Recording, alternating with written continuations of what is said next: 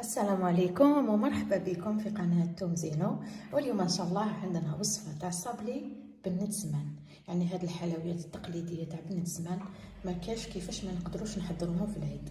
يعني صراحة انا وحدة منهم، وكي نقول وصفة تقليدية نحب نخدمها في الجفنة. يلا نبداو الوصفة. راح ندير معاكم صابلي الكيلة تاع زمان. هذه راح تقطع، يعني تحب دير صابلي كونتيتي كبيرة ولا الوصفة هذه راح تساعدها. نبداو بسم الله. عندي 500 غرام تاع المارغرين، نحطها كامل. انا بعد ما حطيتها راح نزيد نحط نص الكيلة تاع السكر كلاص. الكيلة راح يكون بالعلبة، يعني اللي كيلت بها المارغرين راح نكمل كيل بها كامل المقادير. نزيد نحط نص كيلة تاع السكر كلاص.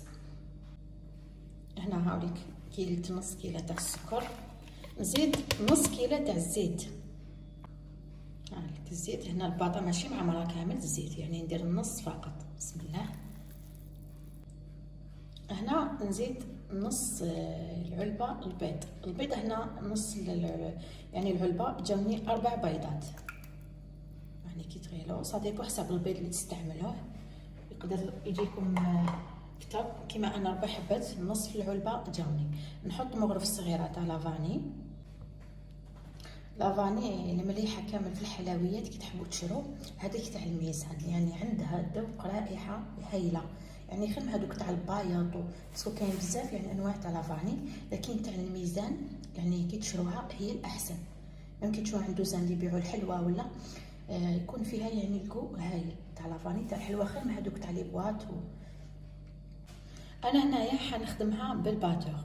كيما تقدري تخدميها مليح بيدك، يعني لما كانش عندك الباتور تقدري تخدميها مليح بيدك.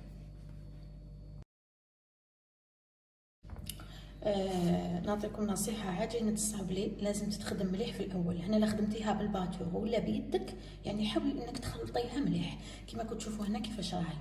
انا حطيت عليها يعني جاتني كيما الكريمة هكذا. دوك نبدا نطم بالفارينة. ونصيحة واحدة أخرى، الصابلي ما تحبش بزاف الخميرة تاع الحلوة. يعني الخميرة تاع الحلوة كي نديرو ما نكتروش. كيما أنا في 500 غرام هذه تاع المارغرين راح ندير كيس واحد برك تاع خميرة. لا خدمتي ب 250 غرام راح ديري مغرف صغيره فقط هكذا صابلي باش ما يجيش طالع بزاف وما يفسدلوش الشكل تاعو. هنا الفارينه انا اللي نخدم بها هي فارينه سيم. ندير دوك كيس تاع خميره تاع حلوه. الخميره تاع الحلوه لازم تتغربل. مام الفارينه يعني كي تحبوا تخدموا بها الحلوه ولا لازم تغربلوها كذلك هكذا باش تجي الحلوه مليحه. هذاك الكيس تاع الخميره راح نغربلو هنا كامل كما كنتو تشوفوا. كي نحط الفارينه نحط الخميره ونبدا نجمع يعني العجينه تاع الصابلي تاعي غير بالاصابع تاع اليد فقط.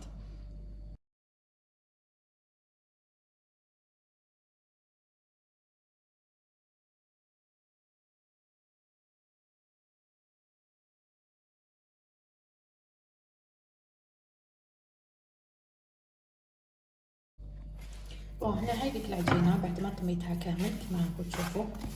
يعني طموها هكذا كما كنتو تشوفوا انت نطم، يعني ما نعجنهاش، يعني نطمها فقط.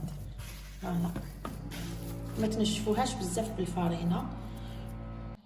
هنا كما كنتو تشوفوا جبت كيس بلاستيكي يكون نظيف، نحط العجينه ونبدا نحل يعني هكذا بالحليب كما راكم تشوفوا. فوالا هي عجينه تاع الصابلي من ضروري نخلوها ترتاح، يعني تخلوها تريح هكذا شويه ومن بعد تبداو تخدموا بها.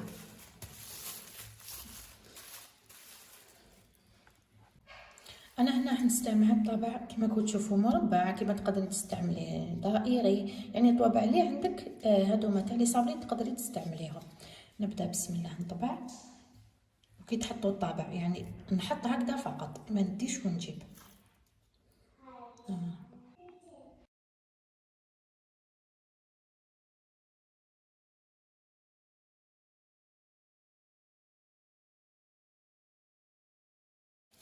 هنا يعني نرفدها هكذا كما راكم تشوفوا. نقلب الكيس هكذايا ونرفد الحبه. ها تجيكم الحبات كامل كيف كيف ومتساويين.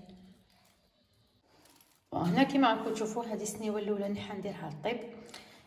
نديرها طيب على 180 درجه. نخليها طيب من التحت مليح، من الفوق ما تحمروهاش بزاف، يعني غير شويه برك ونخرجوها. هنا هاوليك صابلي بعد ما طاب خرجتوه، حبيت نوري لكم مباشره من السنيوه. يعني شوفوا كيفاش الشكل تاعو كامل ما يتغيرش ويقعد محافظ عليه. ها شوفوا هنا كاش طاب، هاوليك يحمر لكم مليح. ومن الفوق كما قلت لكم ما تخلوهش يحمر بزاف، باسكو احمر بزاف ومن بعد يجيكم يابس، يعني حمروا غير شويه برك. من بعد هنا يذوب شويه تاع الشيكولا كما راكم تشوفوا، راح ندير لها تزيين من الفوق، يعني خطوط رقاق بالشوكولا. كيما تقدري تستغني على الشوكولا ترمضي عليها كامل السكر كلاص، يعني تحبي في بلاصه الشوكولا هكا ديري السكر الناعم.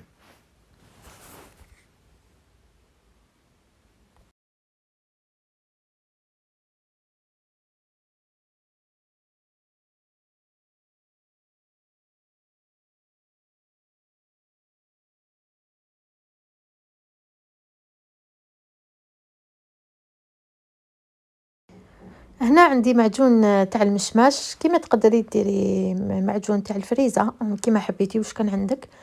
ندير هنا كيما راكم تشوفوا ندير غير شويه، يعني قسمه لصق الحبه الفوقانيه فقط، ما تكتروش هنا بزاف المعجون باش ما يخرج لكمش يسيح لكم من الجوانب.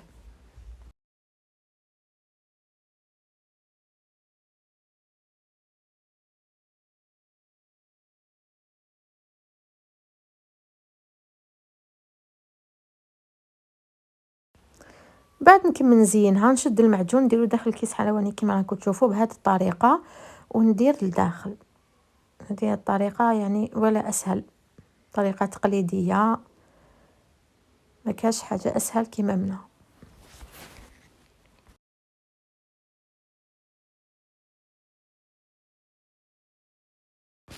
هاونيك لي صابلي بعد ما كملتهم كامل درت لهم المعجون.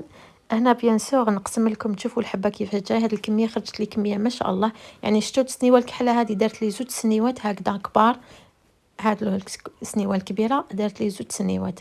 هنا شوفوا شحال طريه بنينه، احتفظوا بالوصفه وسجلوها، هذه وصفه تقليديه بنينه بزاف، والاهم العجينه تاعها تقطع. لكن عجبكم لا فيديو ما تنساوش ديروا عليه جيم واشتركوا في القناه باش يلحقوكم كامل الفيديوهات اللي راني نحطهم جدد.